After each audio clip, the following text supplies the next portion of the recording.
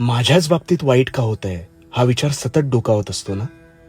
इतर जण अगदी कसेही वागले तरी त्यांचे आयुष्य हे सुकर चालले, पण माझ्याच वाट्याला दुःख का याचा सारखा विचार करतोस ना.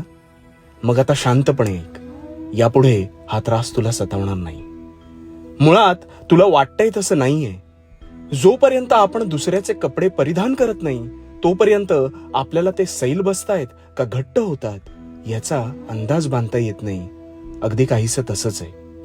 प्रत्येकाच्या कर्मानुसार त्याच्या आयुष्याचा फेरा चालतो, पण तुला दिसताना त्याचं जीवन हे सुकर दिसत असतं. स्वतः जर साफ मनाने पुढे जात असशील तर तुला पाहून इतरही हाच विचार करत असतील हे कदाचित तुला कळलं नाहीये. एका अपंग मुलाने एका गरीबाला धावताना पाहिलं तर त्याला वाटलं की हा किती सुखी आहे. तसेच त्याच गरीब मुलाने अपंग मुलाला पाहिलं तर त्याला वाटले याच्या आयुष्यात तर फार संपत्ती आहे, हा किती सुखी आहे.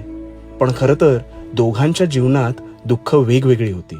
एकच सांगेन, तू कर्माने स्वच्छ राहा आणि स्वतःची तुलना इतरांशी करू नकोस आणि भिवू नकोस.